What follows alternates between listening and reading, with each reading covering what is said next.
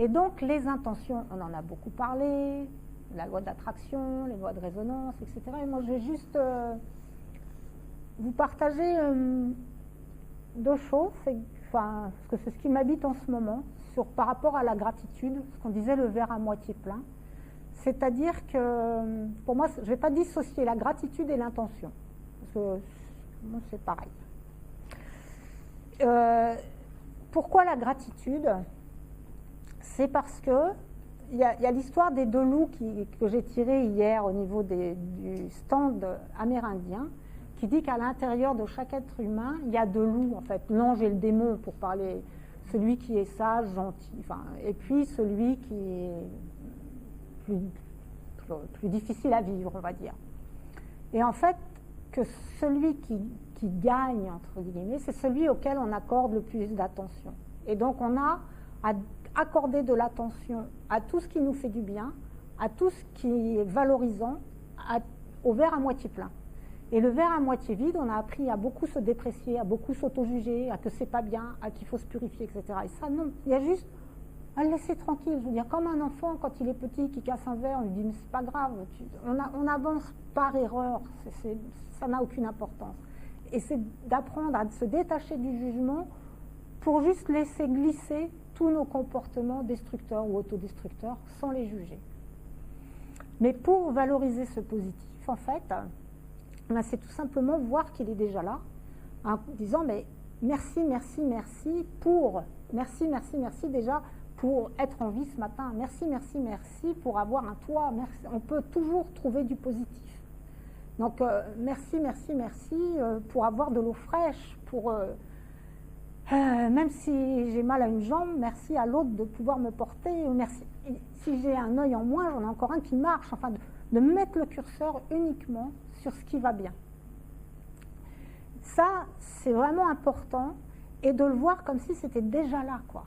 Parce que c'est déjà là, dans notre être. Mais par contre, d'aussi prendre en compte nos résistances. Et ça, c'est ce qu'on appelle de poser les intentions au point zéro. C'est-à-dire qu'on fonctionne au niveau du mental dans la dualité. C'est bien, c'est mal, je suis triste, je suis joyeux, je suis en colère, je suis paisible. On peut continuer longtemps. Hein. Et en fait, comme on a développé l'observateur tout à l'heure par rapport à notre corps émotionnel, notre corps mental, en se mettant à distance, on fait la même chose là avec nos émotions. En fait, il y a une partie de moi qui est en colère, mais l'autre partie est aussi bien. Il y a Khalil Gibran qui dit quand je suis dans la joie, la tristesse dort dans mon lit. J'adore cette expression en fait. Et donc l'intention au point zéro, c'est reconnaître mes résistances, le verre à moitié plein, mais avec mes résistances. C'est-à-dire, je suis en pleine santé, même si j'ai une jambe qui me fait mal en ce moment. Je suis dans l'abondance financière, même si je n'ai pas payé mes factures le mois dernier. Même si. Comme ça désamorce nos résistances mentales, qui ne peuvent pas venir nous dire « Et toi, t'as vu, t'as pas fait ça, et puis toi, t'es ici, puis il y a ça, et puis ils viennent nous titiller. » Le point zéro, c'est-à-dire qu'en fait, tout notre monde de la troisième dimension, de le monde matériel dans lequel nous croyons que nous évoluons de manière prépondérante, est fondé sur cette dualité. Homme, femme, bien, mal, haut, bas, gauche, droite.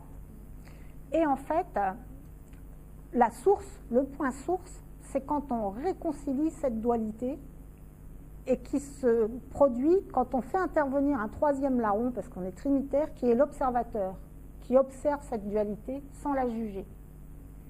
Et l'observateur au centre de la dualité, lui, il est dans le silence, il regarde que ça s'agite autour de lui, à gauche, à droite, en haut, en bas, mais il est dans cette intemporalité et ce calme éternel, omniprésent, omniscient. Et donc, c'est ça le point zéro, quoi. Et ce point zéro, et bon, après, il est aussi au niveau physique quantique. Ça va avec ce qui se passe au niveau de la Terre. Ça va avec un effondrement des fréquences électromagnétiques. On parlait tout à l'heure de ce qui se passe au niveau galactique. Hein. Mais là, on va s'arrêter là. C'est se rassembler au centre. Le point zéro, il est là, et c'est petit à petit, en fait, on est très dispersé, et c'est petit à petit se recompacter jusqu'au point zéro, où là, il y a tout. Tout est immobile et tout s'expand après.